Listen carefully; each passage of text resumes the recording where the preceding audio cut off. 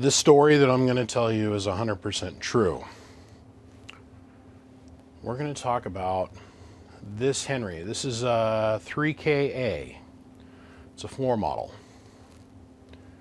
The Henry that will never die, because somebody's already tried to kill it a couple times. So the table that we're sitting on is mostly level. I don't want to say it's 100% level. I'll say it's mostly level, right? This poor amplifier has been through the ringer. It came into my sphere of knowledge, at least 2.5 years ago. And we bought it as it would be a flip and turn. As in, we bought it, it didn't have any of this muffed up mess on the front, right?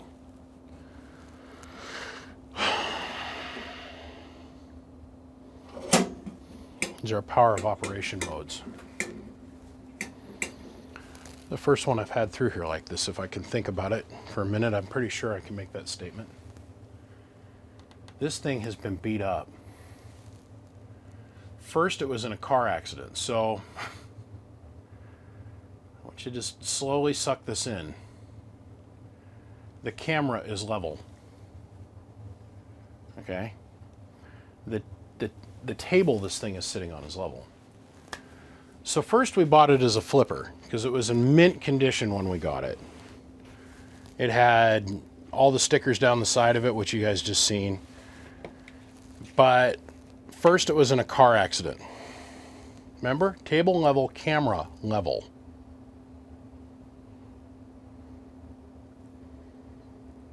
All right. First it was in a car accident. The guy that was transporting this around, he had it in the back of his van. An illegal immigrant came to this country and decided they were going to go drive with no insurance and hit him at speed. And this thing was in the back of his van and got launched, like hard.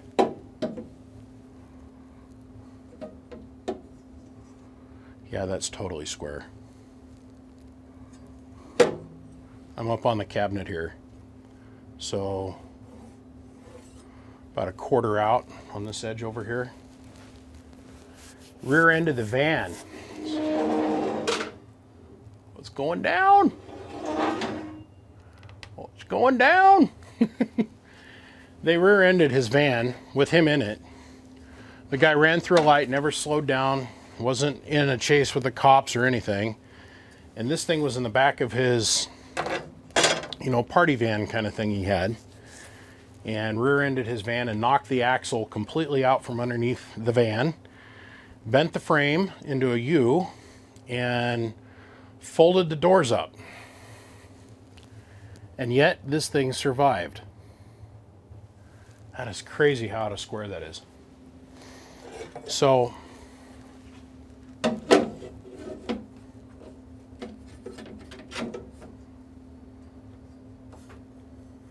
okay. This bulge is unbelievable. There's a huge bulge down here. Anyhow, got T-boned. Later on after the accident, now it's time to go through and see all the stuff that was damaged in the accident. Well, the back of the van was loaded from the daily run at the Hamfest. Please keep in mind, y'all, I cannot help but point this out. The camera is level. Okay.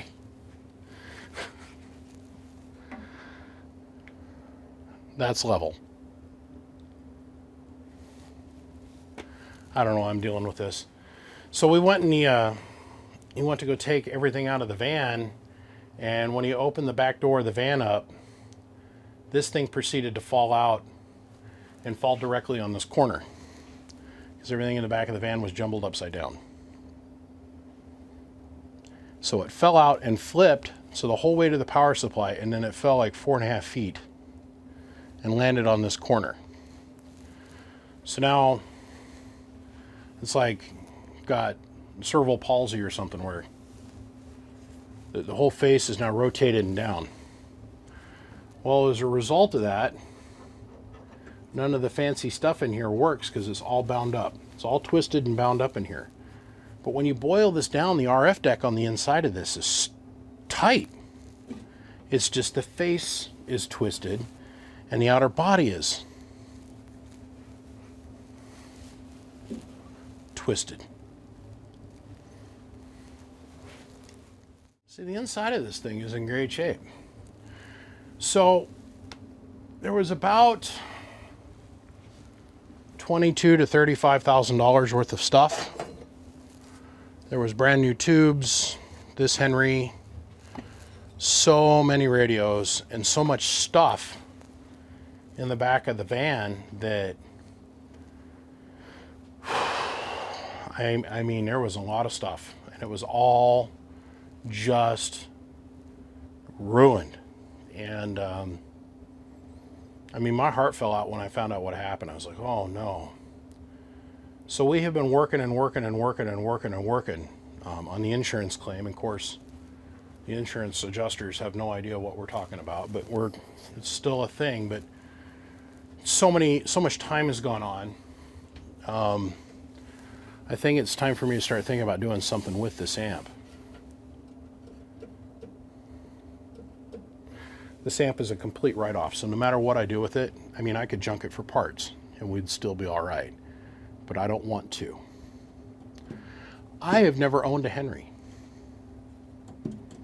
like, for myself. That I still, in my heart of hearts, want to own a Henry 8K. I don't know why. Probably because it's the baddest thing that they ever made, but my time will come. My time will come. In my experience in this business in the last decade, I have seen 4 come up for sale, 4. And every single time that one of those comes onto the market, I'm either doing something for radio, like doing a radio break, or a funeral, or I just sat down and bought all of the parts that I'm going to need for the next 6 months. Because I didn't see anything coming on the horizon I wanted to buy. And then I sat down and I spent like $14,000 or $18,000 in parts in one day. And then the next day, that they list one for sale at this auction warehouse. These things are built like tanks, man. Like this, the only thing, as you guys can see, that's missing in this deck is a chimney and a tube. This tube was in this amp when it was in the accident and when it got dropped on its lid. And the only thing that broke in here was one chimney.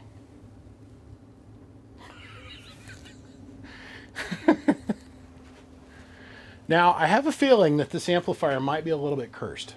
I'm just saying, there might be a little bit of mojo going on. Here's my problem is I can't junk this. Just turn the viewfinder around so I can see what I'm looking at. If we look inside of here, yeah, there's been some cables that have gotten knocked around. Like this whole bundle is supposed to, in theory, kind of lay up in there, but I'll fix that. That's no big deal. The blower is in impeccable shape. Look at the conical heating resistor for the soft start circuit. It's perfect. When we go down here to the lower RF deck, or the lower power supply deck, you know, this transformer's got it's too high a voltage, number one, but its impedance values are wrong. So they were able to get a good deal on these transformers at Henry. So then they did this thing called a swing choke, which lowers the voltage and changes the impedance and does a bunch of other neat stuff. I've got another Henry 2KD or 3KD, whatever it is, 4 model, that I need one of these swing chokes. So I got an extra swing choke that showed up here a couple months ago because I've been looking for one. So I don't need this one anymore. The more I look at this, I'm like, dude, there's not that much wrong with this amp. I mean, look, I got to take the whole thing apart just to slide the RF deck out of the back of the cabinet. This bit is probably a good hunk of tonight and tomorrow. Working on just that is a good hunk of tonight and tomorrow, right? But the bones on this thing are just, none of the bleeders are broken. I mean, like the plate choke in the RF deck isn't even, it's not even broke. I'm like, how can this be? This has been sitting on my shop floor. I did the initial workup on this, all the initial paperwork for the insurance company, and then it's just sat here. Well, I'm not gonna lie, I might have maybe kicked it today as I was moving some other stuff around. I'm like, dude, I really need to pull this out and just evaluate it and look at it from the standpoint of repairing it. I mean, like, I'm gonna have some light bulbs are bad. And, you know, there might be a shaft or two that's bent. And I'm gonna have a ton of time in taking it apart, and I might have a hassle getting the body panel straight and getting the head unit to line out right. But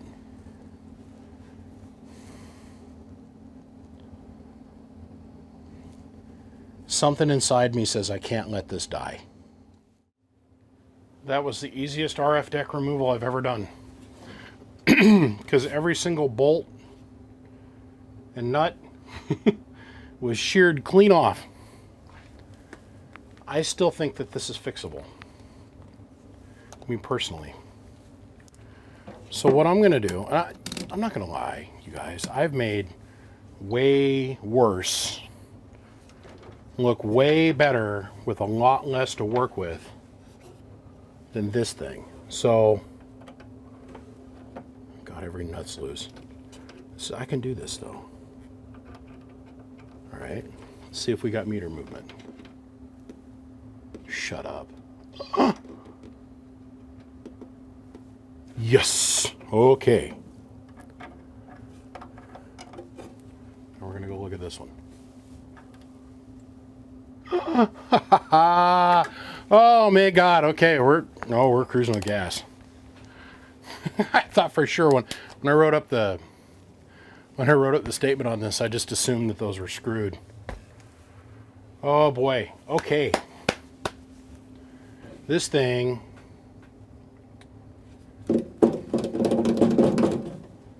Okay. I better not get ahead of myself. This is technically square. Okay. This portion, this face, and believe it or not, the bezel. It's got a lot going on for it. It's all the surrounding metalwork that's messed off. I'm going to focus on this for right now, and then we're going to go look at the RF deck here in a minute. But I think if I go to walloping on this just right, I might be able to get this to come back around.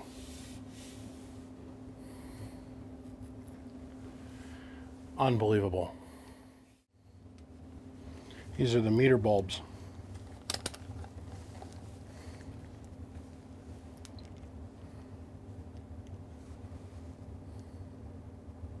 Oh yeah. Okay.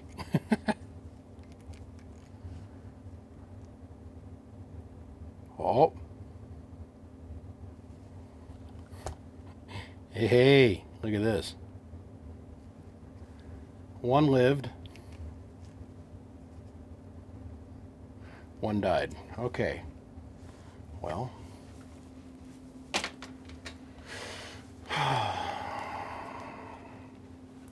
All right. I got a bunch of other stuff we got to certify up here, like all the meters on the front. These are indicator lights for mode of operation, which I do believe are controlled from this. If this was broken, game was over.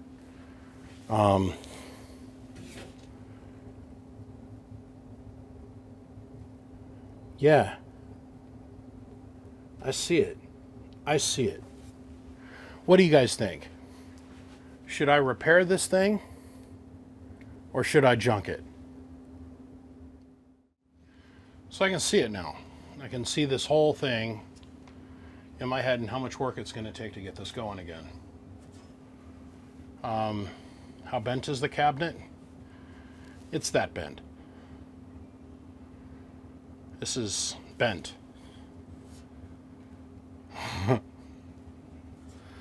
The cabinet looks pretty easy. I've yet to really take a good look at the RF deck, but I can tell you the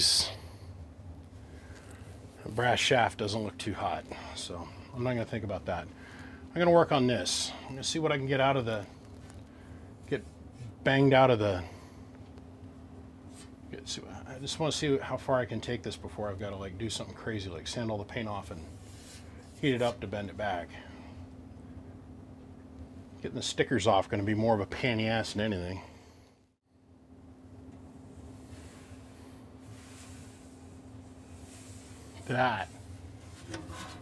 It's not absolutely perfect because I never claimed to be an auto body guy, right?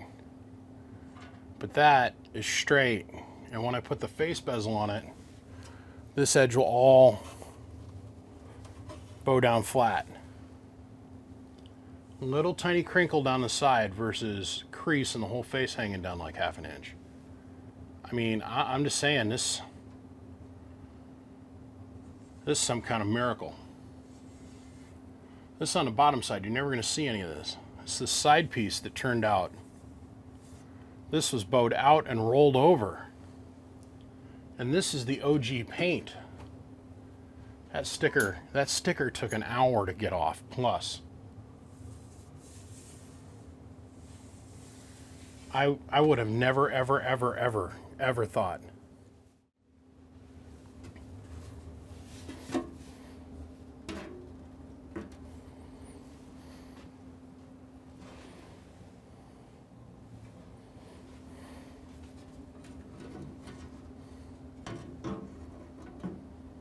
Okay, so it's something like that.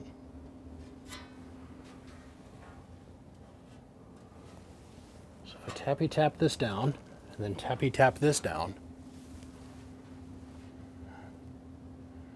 I'm gonna make this work.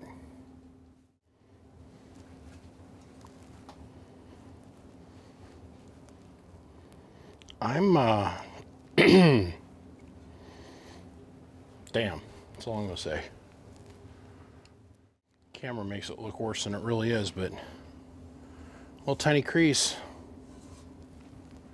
This was down and folded out. Oh my God. Wow. When I first saw this, I was like, man, ain't no fixing that. That's without a bunch of paint and like Bondo and stuff. There's no Bondo here. This is just straight. Hey, let's sit here and slowly massage it back with a bag of shot and a shot hammer. This, I gotta tweak this back corner a little bit, but holy shoot, that is unbelievable. I mean, like,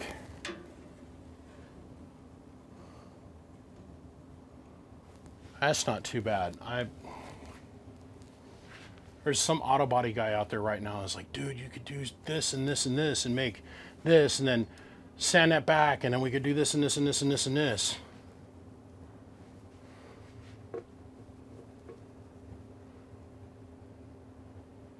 I'm okay with a little bit of patina.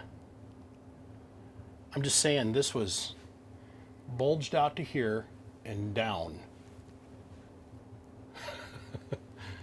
Damn.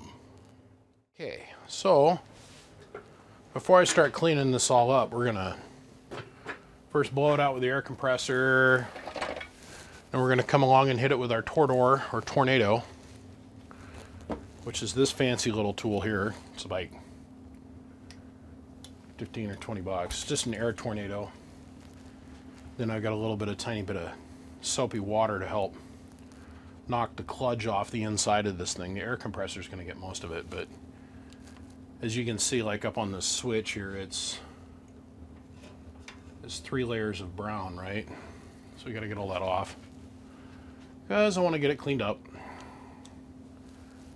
All right, let me blow it out. We'll hit it with the Tornado and we'll be right back before I detail it. Well, I got most of the loose dust out of there. This thing is still gross on the first order, so you can see there's dirt, shit on everything still. All right, now to do some magic. Ready? This is going to be totally going to transform this thing here in just a second. Here we go. Looks like a brand new deck, man. I mean, like legit. Brand new deck on the inside. I don't see any leaking from any of the capacitors or anything from down below. Got the blower all cleaned out. That was a little bit of work, but now I'm ready to start moving forward again. I'm going to wrap up the deck here pretty quick, as in like I'll get some of this, the wire loom tied up, I'll get this put back where it's supposed to go, and get this all ready to go back in the deck. One thing I want to do is I want to get rid of this connection that's here, and get rid of this wire is actually cracked. Can't really see it on camera, but it's cracked. So I'm going to put new soft silicone on there and redo the Molex connector, and then put heat shrink down here with epoxy on it to support the joint, because this thing's just hanging on by a thread. But all that aside, I don't think the power supply needs any work. I'm dying to get into this thing, but for right now, this thing is about ready to go, I think. So let's start here.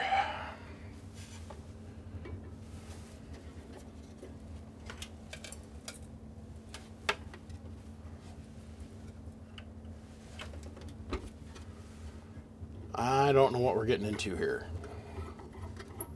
We're going to find out. I'm just grateful that we got one chimney.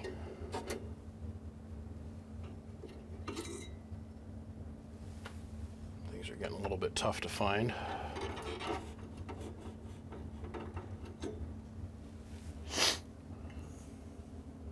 These things are smoked out. You can tell by looking at the tube. Look it up. That's not shadow. The bottom half of the glass from about here down is just dark. This tube was made in 1984. Tell by the birth date on it. Let's see, what does it say here? Marked good, 12/12/85.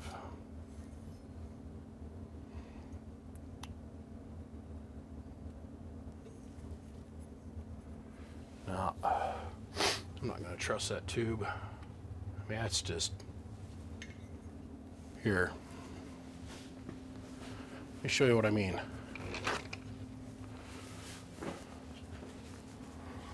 Put it against some white background.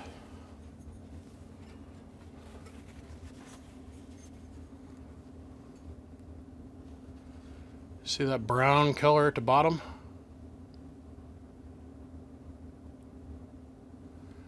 Let's get clear to the top and brown at the bottom. Yeah. Thing is, if it's not done, it's going to be some kind of miracle, or really close to it. Okay, now what I noticed right off the hop, and please, I'm going to be sniffing a ton because I've got allergies going on at the moment. Something in this box is just not getting along with my sinuses. I don't know. What I've noticed so far is the band selector would not move. And I don't know if that's because the faceplate was pinched so hard against it or what. I know for a fact that all these gears still move. This particular shaft here is bent, I mean down. I mean, I'm afraid to get on it and torque it up because I don't want to break it. But this one still moves like butter smooth. But this might be bound up from the word go. I don't know. We're going to have to go look and see what's going on the inside first before we get too overly excited. We're going to come back to this. Now, normally I just want to heat this rod up and I just bend it back and life would go on. Problem is all the nylon gears that are all around it. Like there's nylon gears here, right? That are directly attached to the shaft, but it's like I said earlier today when I was talking to somebody about this on the phone. I said, you know, if I do break the shaft, oh well. It's not like I don't know a guy with a little tiny lathe and It's not like I got pieces of brass laying around here, but if I can get around that, like take it apart, heat it, and then bend it straight outside of the amp, I'm probably going to do that. You know what I'm saying? I'd rather not have to go through all the work of machining one out and making it all match up. Let's see what's going on down here inside the switch cavity. Oh, there's shit rolling around on the inside of this thing. That doesn't look too bad at all.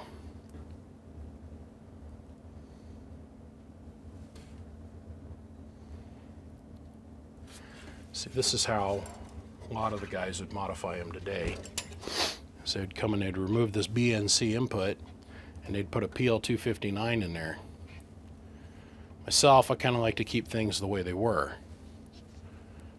That PL259's seen better days. Oh, there's glass and all kinds of shit falling out of this. I can only imagine why, BBI. Oh, lordy. Oh, lordy. I can't wait for you guys to see what's down inside this hole. All right, so here's the biggest cruxus of these particular style of amps. Is Henry, in their infinite wisdom, took the shortest path directly for the air. Well, the shortest path directly for the air is right over the band switch. I mean, if I didn't know better, I'd say this was kept in a chicken coop. I mean, this is, oh my God. I've been digging so many pine needles out of this thing. Okay, I don't see any muffed up gears. Okay, this shaft is bent. Here. For your viewing pleasure, not for my convenience. As you guys can clearly see, the shaft is bowed. But I don't see anything that's going to be like night or day. No, see, now it spins. Now it's out of the... Oh, we're good. Here. Let's do it this way.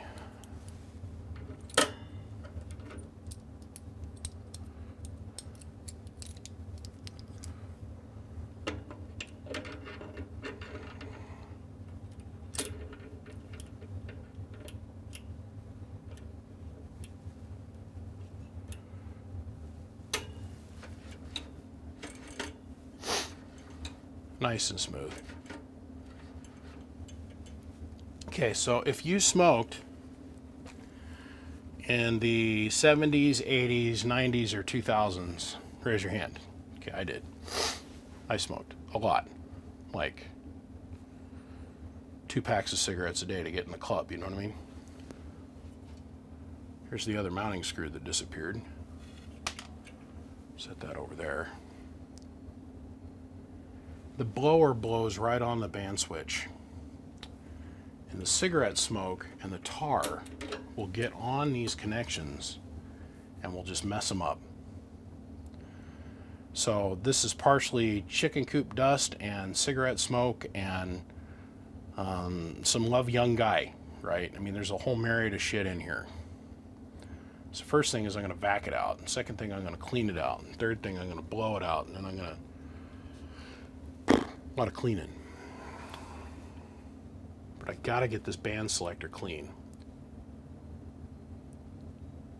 The contacts will oxide in here from just moisture and cigarette smoke and the silver. And there's a big problem with that. They now make a protective cover that you can buy. I've heard about it. I've seen a couple pictures of it. I don't have one, nor do I really want to put one in this, but they do make a protective cover, supposedly, that clicks over this band switch. And it funnels the air away from the band switch to protect the band switch. I tell you, this isn't all that bad. I've seen way worse. The main thing... Oh, see, now look. Okay, the longer I look, the more shit I find.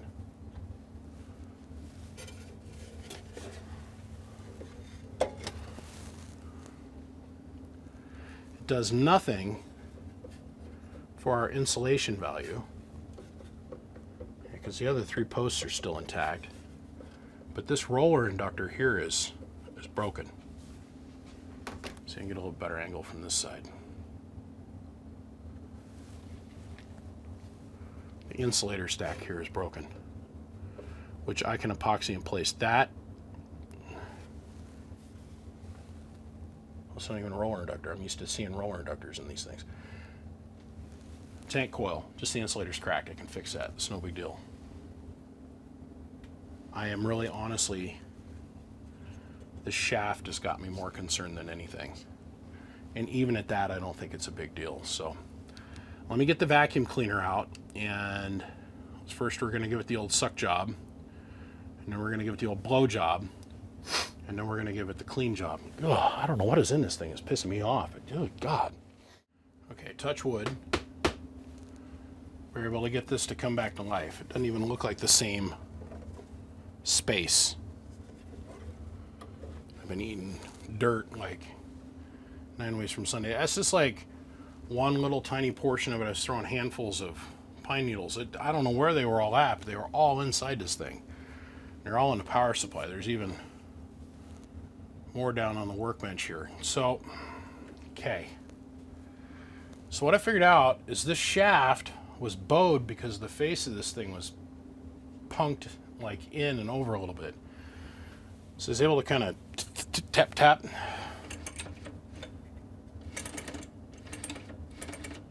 I got most of the bow out of this thing.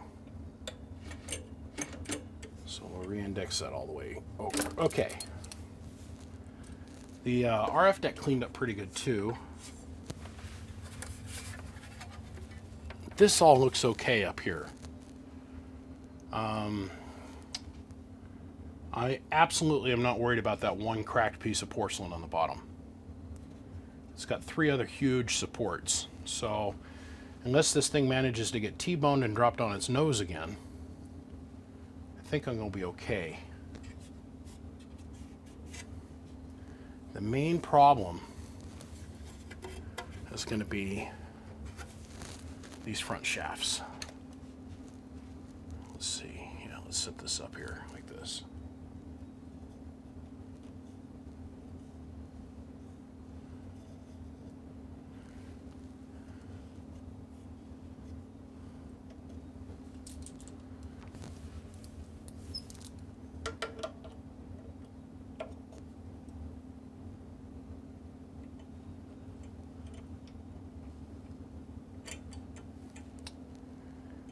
And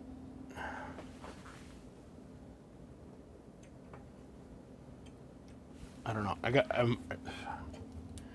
I'm debating if I want to just yarf on it or if I should take it apart and re-index it. This one here is relatively straight. It does have a little bit of bend to it, but nothing like that poor guy. See, I can't put it back together like this. This will drag on the cabinet because it's not cylindrically straight. It'll go wander around in the hole. I'm going to take this apart. A few hours later. I got the shaft massaged out relatively straight. So let's slide this back up in here.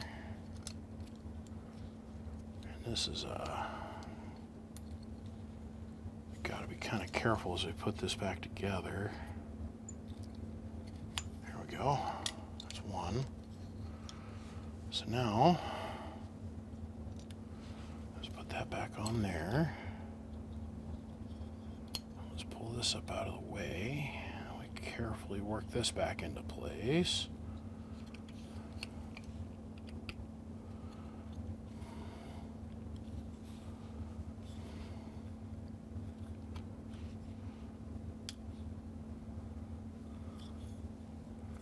And slide that into there and put that into there. Excuse me.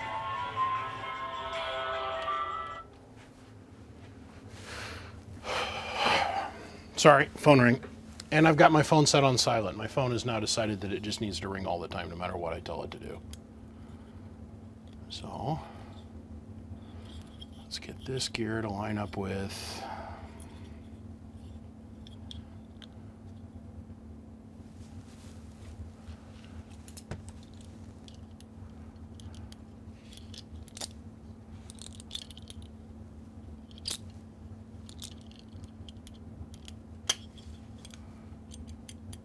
Go. We're done with that. Put that under there like that. Tap that back together like so. I think this is going to work.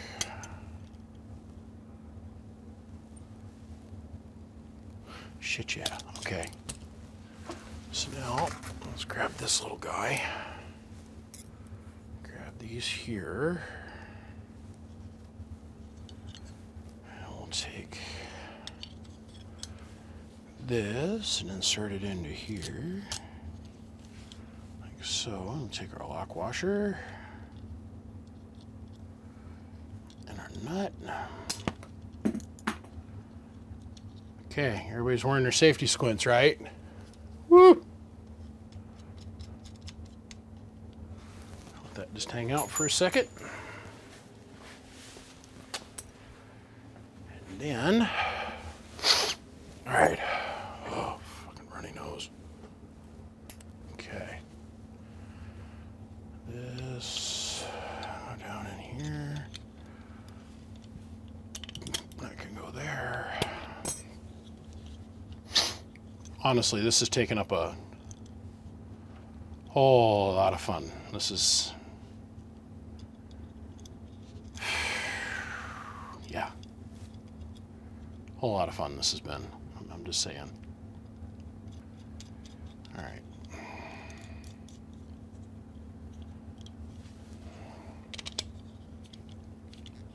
That goes there. That gets tightened from there. Okay.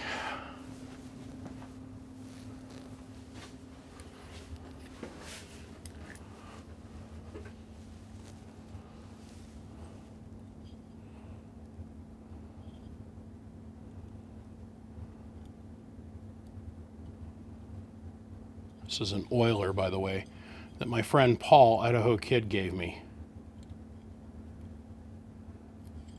And what we're lubing this with is sewing machine oil.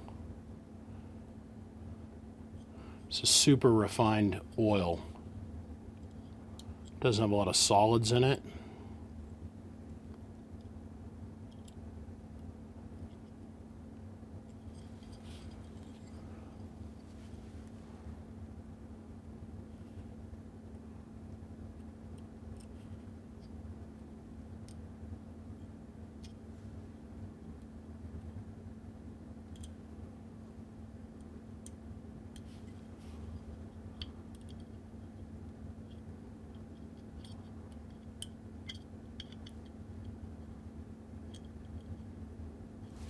Okay.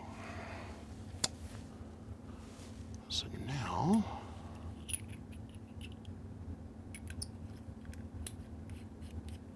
I can go on there. This needs to get spun a few times.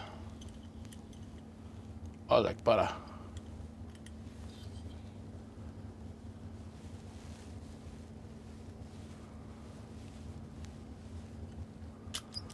Okay. That wasn't too terribly tough. Let's see, I want to bump this down.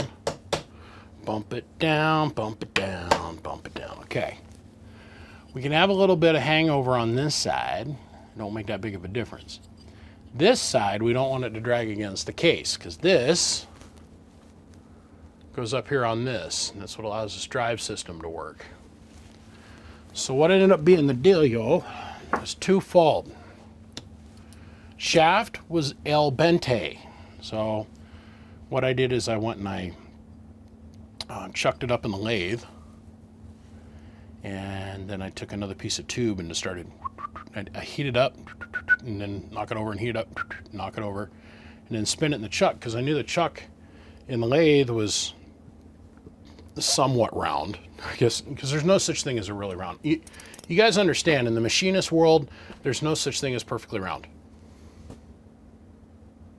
It was really close, but there's not like perfect round, you know what I mean? So I knew that that would be a good square gauge to start from, right? So I literally sat there and I chucked up the end that I knew wasn't bent, which was this end, okay?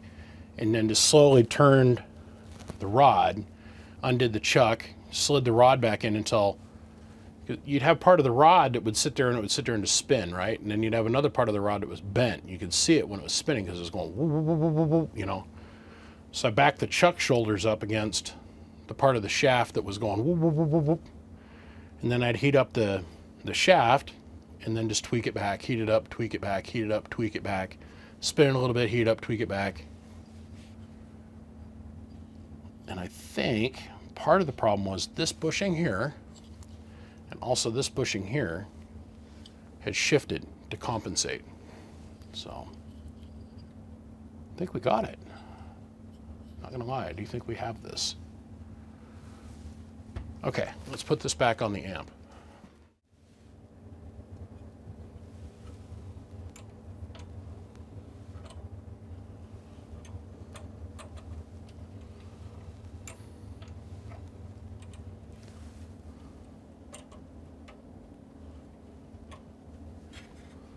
Something ain't right.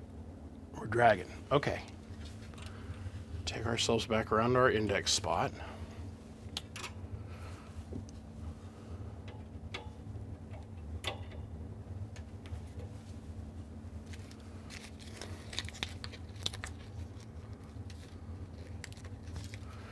This is a hex key, by the way. Or, pardon me, not hex. Bristol key. I loosened all these set screws up when I initially tried to take this apart, not thinking that I would have to, I was thinking maybe I would have to pull this away, the shaft up and away. And then I figured out very quickly I wasn't going to have to do that. So I went ahead and I reset the set screws, and I must have done it at just a hair below the wrong depth.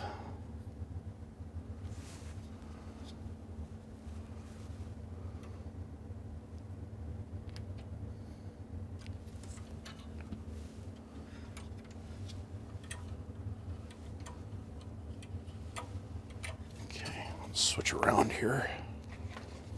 I'm gonna work on this one.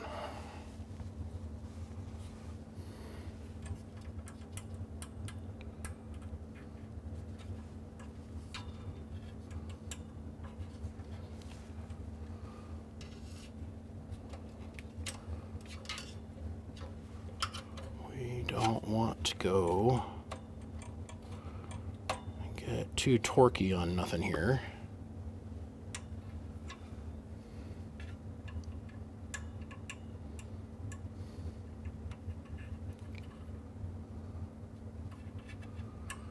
Remember, nylon's only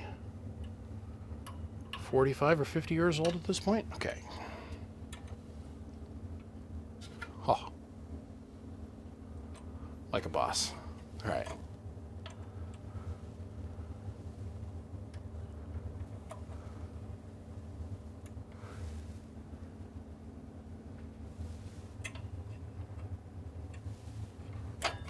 Good enough for the hot chicks I know.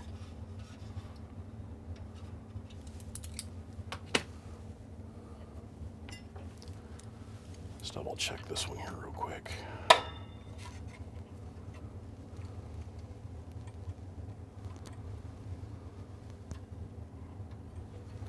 Okay, that looks good. Let me get my other oiler here. It's got a little bit longer stem on it.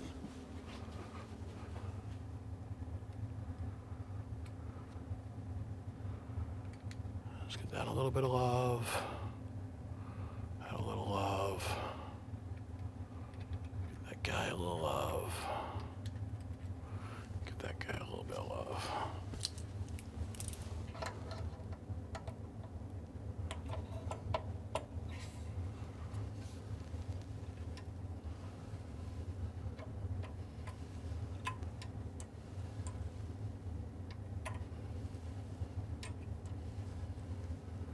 I mean, don't get me wrong, it's just taken me 8 or 9 hours at this point to get to this point.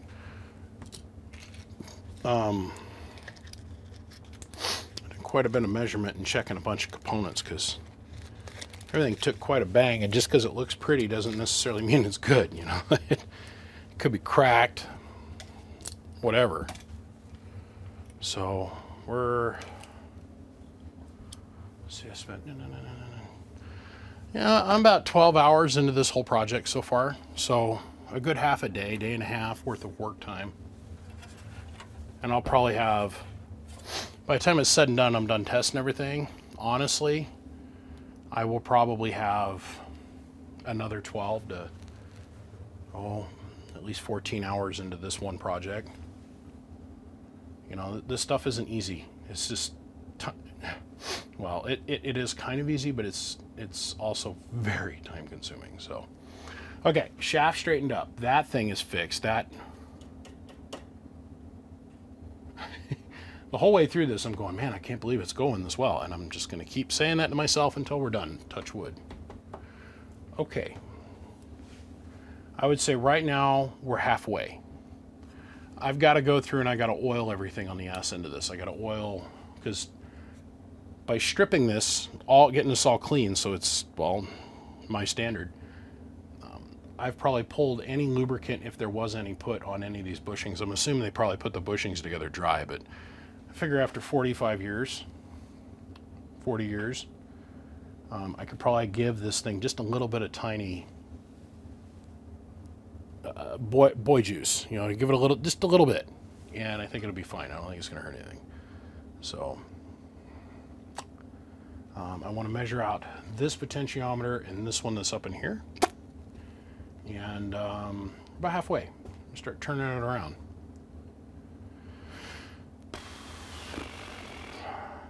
We're halfway. Well, good morning. Here we are on this beautiful Sunday. I got to get this thing wrapped up. This thing is really close to being done. All we got to do is put our face back on, hook up all the meters, which is no big deal, replace all of our incandescent lamps, which is also no big deal, slide our RF deck in, hook it all up, clean up our air filter that goes down here in the bottom of this thing. Goes down here in the bottom of this thing. And get the backpack on it. And I think we're going to probably have a pretty smooth way of running it. We're going to have to go through and build one more piece of metal, but I've got to get moving away from this. What I do want to show you is this. Oh man, I stripped this whole thing down, took the meters out, cleaned the meters. They were stained yellow from, got a little bit of static electricity here going on this 1 meter, but everything is still floating. And I had to take these and put these in hydrogen peroxide and let them soak overnight, because the meters themselves, dryer sheet time, the meters themselves had turned orange. Well, we've managed to get most of the orange out of the meters. The main thing is I taped off the face, nay, I say perfectly, on this thing, and we went and put we did the two-part acid-based etchant epoxy that is suggested for the two-part hard epoxy paint that we put on the bezel. Because the bezel was faded to, well, yeah, here's the stock bezel color.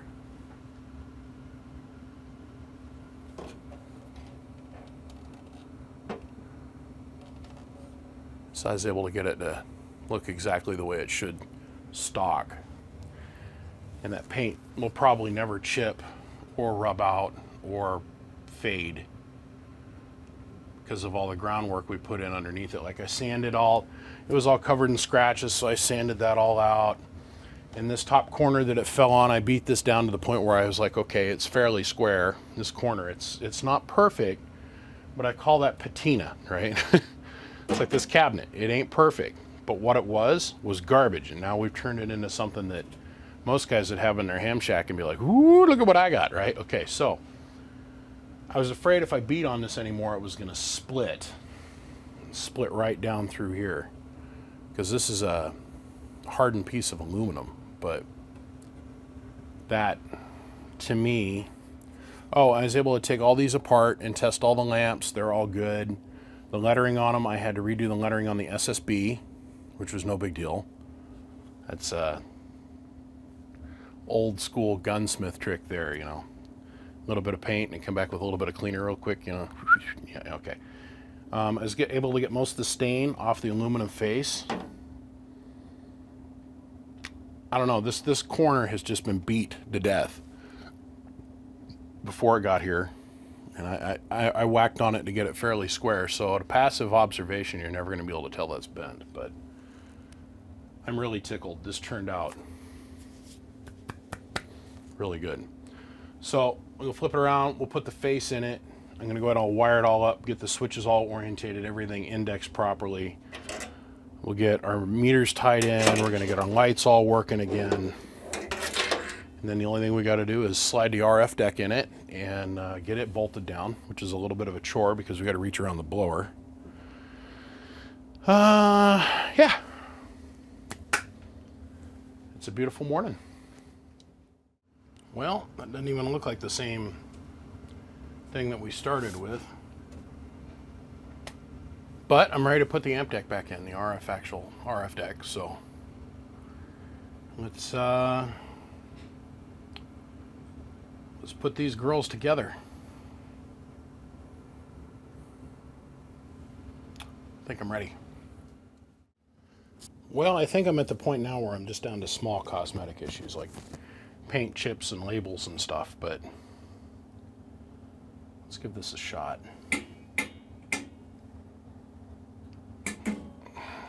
Hold on.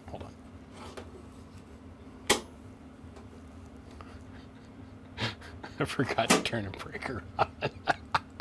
See if it powers up. Look at that. Got meter light. This is our pre-operate light. So you got our high voltage for CW, which is low, so like around 3,000 volts. And then our sideband voltage, which is around 38, almost 4,000, so 3,800 volts.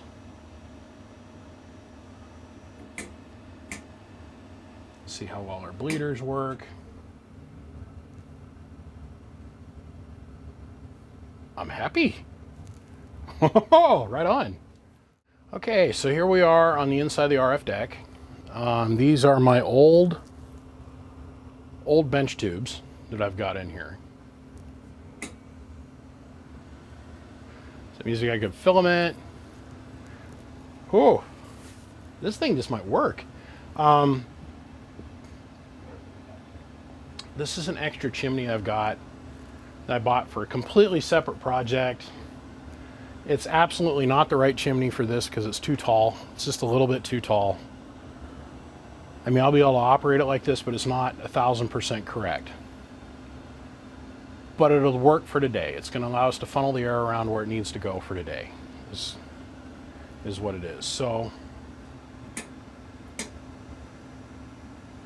cool. Let's go ahead and we'll shut this off. We're going to let it bleed off and neutralize. And then we're going to take our high voltage straps here and attach them to the tubes there. So let me ground and neutralize before we stick our hands in here and all that kind of stuff that none of you guys on YouTube enjoy watching because this is boring as frig. And we'll bring this the rest of the way home, I think. I think I'm going to be able to run this. Okay, so we got all the powers hooked up. And everything, all the coax, everything's all hooked up. Got good zero signal right here on low. And we'll jump over to high. Got good zero signal again, which makes me happy, like really, really happy. So let's go over here. And through the power of mechanical zoom, we'll get in here a little bit. So in the far right-hand corner, we have a 1,000 watt slug and peak. In the middle, we have one in average. And on the far left-hand side, we have a 5 watt slug in reverse. Now, we are operating on the 10 meter band. We're going to do this in reverse. About 200 on the bird, about 200 on the peak meter. Now we're running it off the scale. We're putting about 100 watts of drive into it. Now there is another problem that I'm going to have to come back and address. It's this here. This is a 5-watt slug or 5-watt element between the 955 and the amplifier. This is our pass-through tune. It's horrible, okay? I got to come back and fix that. But for right now, all I'm looking at is the amplifier running. When we run the amp, watch what happens to the input tune. And I haven't even massaged this yet. 1, 2, which isn't that bad. It's not the greatest, but it's not that bad. So now, I'm just showing you that it works. That's all I'm doing. I'm not getting excited about anything else yet. Okay. Off charts. So let's reach in here, and we're going to now go to, pardon me, I just put it in 5x. So 2x. So when we're looking at this scale, right here in the middle, right there, is 1,000 watts, and all the way over there is 1,200. I think I've covered this in a lot of videos.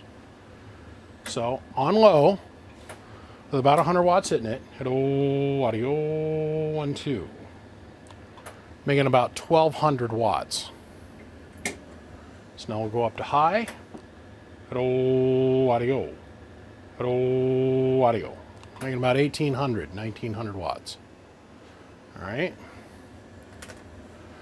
Let's flip our meters around on the amplifier. Let me back this out just a hot minute.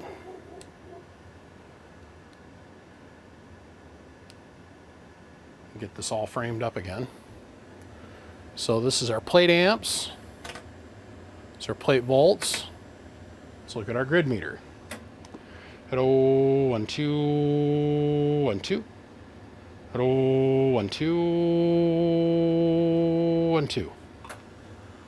We're spot hot for dollar. Okay. That makes me happy. Everything's working.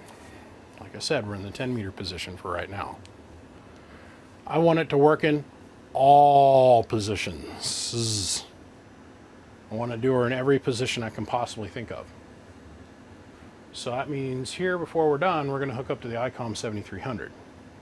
But for right now, what we're going to do is we're going to let this cool off for a second, and we're going to figure out what's going on with our SWR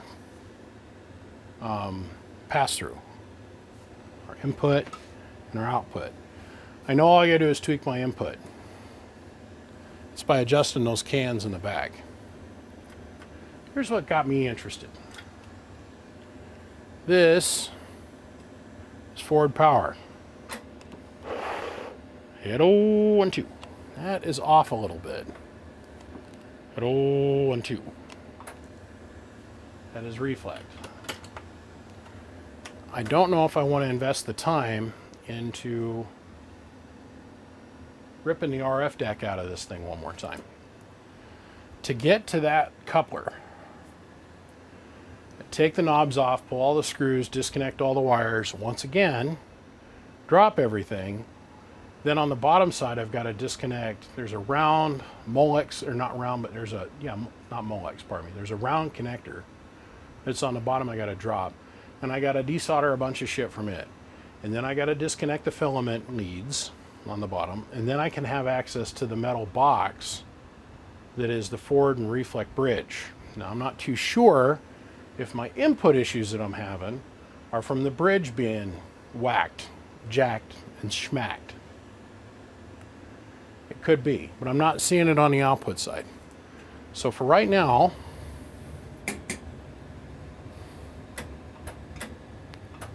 we'll put this in pre-operate, or pre-op, which I'm assuming means tune. And we'll shut her down. Let the high voltage bleed off. We're going to neutralize and isolate, and we're going to pull the 10-meter can out, and we're going to readjust it. Okay, so we tweaked out the 10-meter position a little bit. Hello, 1, 2. Hello, 1, 2. So, I'm ready to move on. I got a whole bunch of other bands I got to go work on, but pass-through tune, I'm going to come back to it. It still needs attention. I mean, obviously, hello, 1, 2, 1, 2, 1, 2. Hello. I was able to get the input delay down really tight, super flat, so that tells me that the forward reflect bridge, it's just way out of whack from the rec. It's not affecting anything. I can get the input delay down that low, is what it is. Okay, let's go figure out what the rest of these other bands do. So number 1 is 10 meters. According to the can on the inside here, let's see, the next band is 15. Let's go play with 15. Okay, so 15 meters. 1, 1, 1, 1, 1. No SWR. It's on AM, of course, so we can throw some carrier in it. Let's go to sideband where it does its full peak power. Hello, 1, 2, 1, 2, 1, 2. Good to go there. Let's go down here. We're in 2x in the peak meter. Hello, 1, 2. Oh, yeah. Oh, yeah, let's destroy that 5-watt slug. Yeah, it sounds like a good idea. Hello, 1, 2. 1, 2, 1, 2, 1, 2, 1, 2, 1, 2. Hello, 1, 2. Let's come over here. Let's take a look at the front of the meter, or front of the amplifier. Currently on grid, so this is DC plate. Hello, 1, 2. 1600 watts peak. So, hello, 1, 2, 1, 2, 1, 2. All right. Let's go to 20 and see what we get. What do you think? So here we are on 20. Now, then the blurry little bit over here, you'll see a peak meter. It's in 2x. Hello, 1, 2, 1, 2. So it's making 1700 watts. Hello, 1, 2, 1, 2. Hello, 1, 2, 1, 2, 1, 2, 1, 2, 1, 2, audio. Beautiful grid. Hello, 1, 2, 1, 2. Holding stiff at 35. Okay, let's go up here.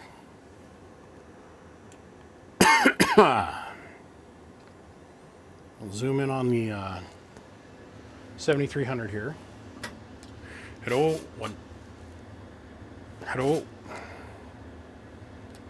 Hello. The hair out of tune. There we go. Look at that. 0 and 0 and 0 and 0 all the way around. Dead nuts on 20 meters.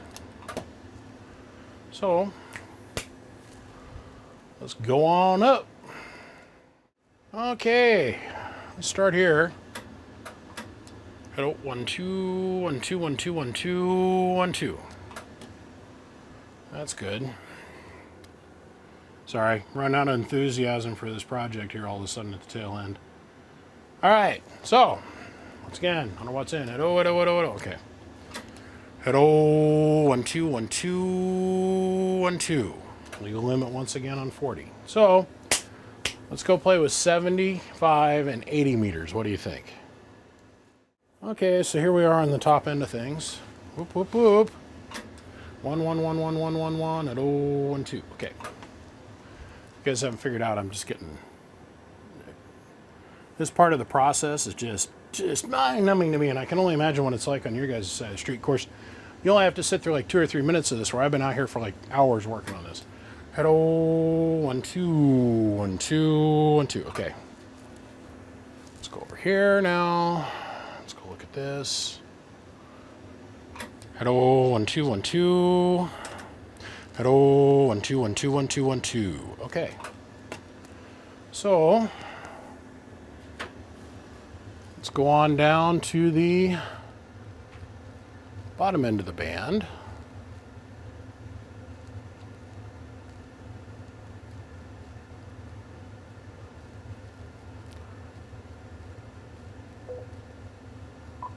So now we'll set this up for, let's say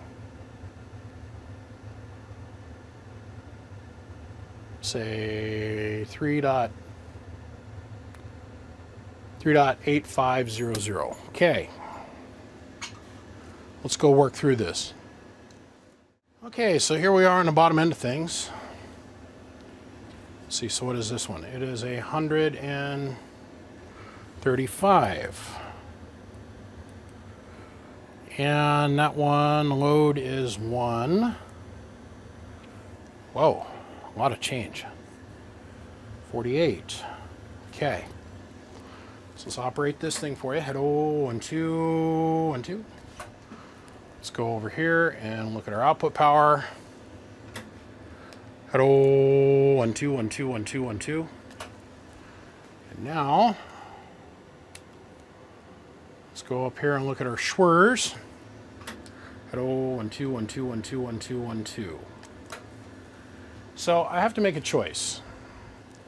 Do I want to have a little bit of reflect like 1.2 SWR, because that's what I kind of got going on now.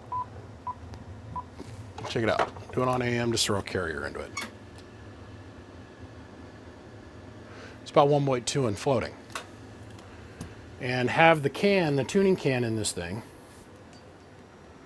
So the output, let me back up for a second. So what we're doing here is this here and this here, as far as the input tune is concerned, there's not an extra can for this position. Where 10 all the way through 75, there's a separate can. So my input network, I've got 1 point of tuning. I can't tune it in 2 points. Where the output network, we recognize that the difference between the bottom end of 80 way down low, and then the upper end we recognize as 75 meters, because there's so much frequency there for us to cover. I have to go down the middle. I have to tune this thing for in the middle. So I think what I should do is let me match this for the lowest schwur right dead nuts in the middle of the band. What do you think? Okay, so here we are, dead nut rights in the middle of the band. Dead nuts. It's flat. Tuned it till it's flat. So this thing's working 100% as far as its job is making power. Now, I'm going to call it quits here for a hot minute. I'm going to go in the house. I'm going to hang out with my wife and hopefully recharge my battery for this situation, because to fix this portion, which will put it at 1000% fixed, if it was me, I'd never care. I would never use an internal watt meter ever on an amplifier. I think it's cute they put them in there, but I personally don't have any need for them. I'm not too sure if I'm going to keep this thing or not. The other thing is that this amplifier was given to me for parts. On a miracle, a hope, and a prayer that I could do anything with it. Okay? Parts. But now that it's all working again, all of a sudden it has demonstrably larger value, right? So I've got to get with my friend that destroyed this thing. Not his fault, but it got broken. I got to get with him and see if he's okay with me selling it or not. We'll see. We'll come back around to that in another video, because I plan on using this on many different things, and it's really not ready to go yet. I got to get a different set of chimneys for it, which involves more money getting sunk into it in time. I don't know. I got to make up my mind what I want to do. Odds are probably pretty good, knowing me, that I'm going to, next time we come back to video segment, the knobs are going to be off, RF deck's going to be out of the amp, and I'm going to be trying to figure out why the schwur bridge doesn't work. That'll also give me an opportunity to fix the pass-through tune. So, on that note, I'm going to go eat dinner. A few hours later, so this is your power bridge.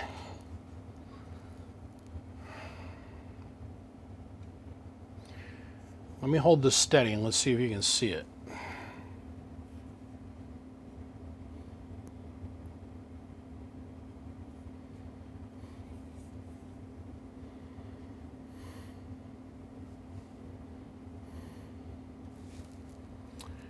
When this thing was in the accident,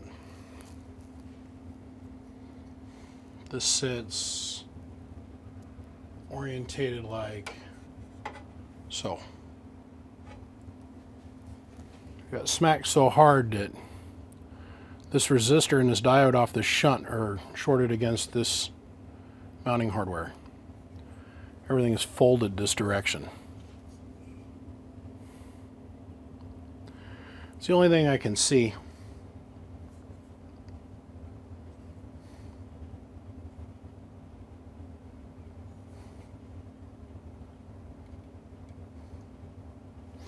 And none of the wires off the shunt are broken. That son of a bitch is shorted hard to ground right there. So I hope this is worth the last hour or so of taking this apart.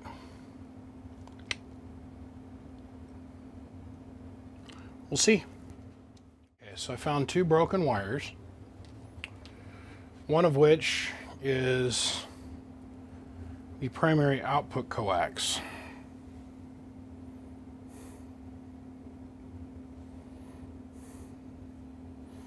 It's split right there. So I went in and I replaced it with a piece of RG400. And then the wire that runs the forward meter movement on the amplifier had a break in it, come to find out. And I also went ahead and I repaired the pass-through tune by adding a 75 puff capacitor right here. Laid down as flat as a coffin nail. So now this gets to go back in this for the last time. Well, good morning. New day. So we got the meters all working. I'll show that to you here in a little bit. The last thing I really need to do before I button this thing up and put the actual lid on it, which is here, a couple different things, but this is the lid. It's got to go on it. One of the last things I got to do is I got to build an internal shield. Now,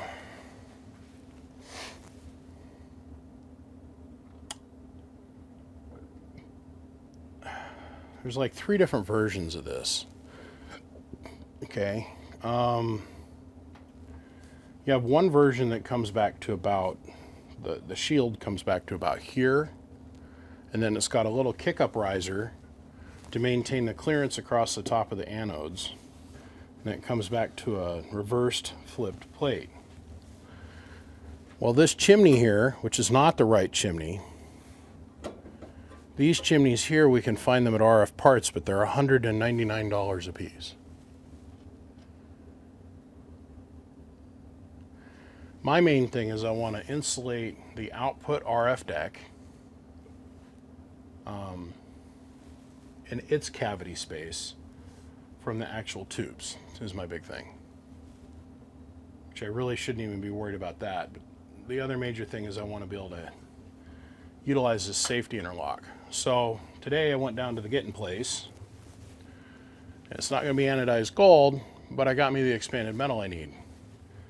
Boy howdy, I'm here to tell you the price of metal has sure gone up. Like this one sheet of metal and a little bit of not architectural based aluminum, this little 3 feet of this, was over 130 bucks. When not even a year ago it was probably 25. And it's only going to get worse, so hold on everybody. It's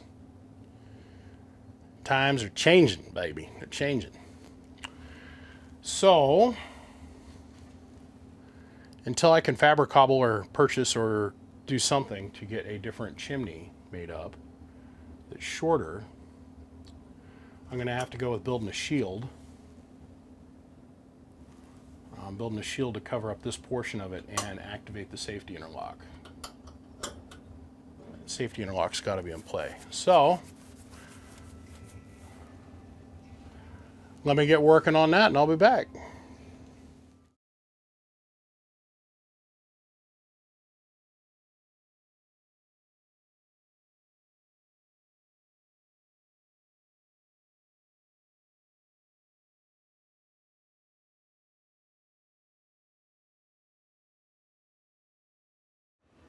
Get ready as I'm doing this last test. Gentlemen, I want to point something out. Do you guys realize that you have sat through over an hour's worth of video at this point without an ad from YouTube? Have you asked yourself why? I recently have changed the channel over so none of my videos will have ads in the middle of them that come out from this point forward. None of them. The ads that YouTube and Google are paying for are horrible. I can't deal with it anymore. My Patreon supporters, these guys, which is made up of a bunch of you guys, have made it so that I don't need to worry about the ad revenue coming in from Google anymore. It's there, but Google's not paying like it used to. Not by any shape, form, or the means. So if you've enjoyed this video and you've enjoyed the fact that you've been able to sit down and watch this piece of content that has been exclusively created by me, and I own 100% of it. That's another thing Google's trying to do, is they're trying to get us to sign over rights to our channels and our logos and our images and stuff. It's a mess. It's a mess. If you've enjoyed this program and you've ever learned anything from me, take a minute, come down here, let's take a look at Patreon, if we could. It's $1. Throw me a little bit of love. This thing came in here with a sad, frowning face on it, and it's leaving out of here 100% right. Let's take a look up here.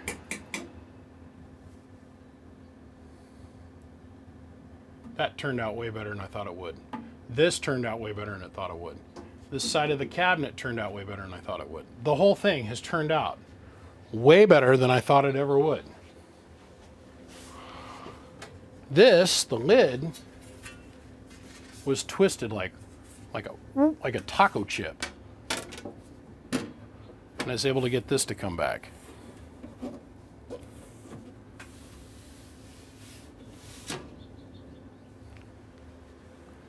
There is nothing on this amp that doesn't work. It is 100% now. So let's run it here for a minute. Hello, 1, 2, 1, 2. All right. Power meter says, hello, 1, 2. We're going to say the 200 is 2,000 watts.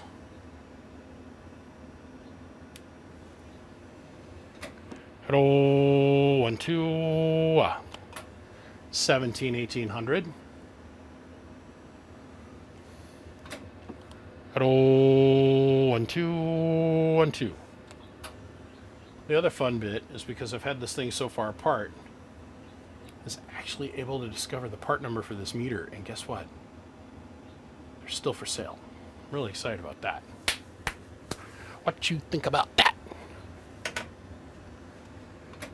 Hello, 1, 2, 1, 2. Every single scale, every single thing. This thing works perfect. And it's not too bad to look at neither.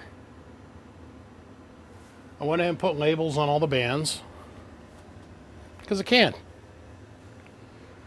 I'm not too sure what the future of this amplifier is. I honestly am not. I don't know if I'm going to end up with this or if it's going to go some other place. We'll figure that out in another video. It's most likely going to be up for sale. Just saying. So, I don't know. We'll see. I'm going to use this to test the pentatubes here in a few minutes, so we'll see what happens. Gentlemen, there's not a screw that hasn't been touched. There hasn't been a circuit that hasn't been measured, and this thing is 100% again. The Henry that'll never die. Gentlemen, I want to say thanks to every single one of you.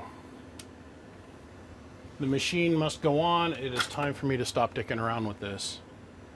Big shout out to Siglant, McMahon, excess power, Bird, coaxial dynamics, and our friends over at Penta Labs. More on this is coming, the Penta Labs bit. More and more and more is coming, always. More and more and more is coming. And it's primarily because the guys here on Patreon are willing to step up and help show support. And I'd really appreciate it if you guys would come join and help. Thank you, gentlemen. I'll see you. Click, click, click.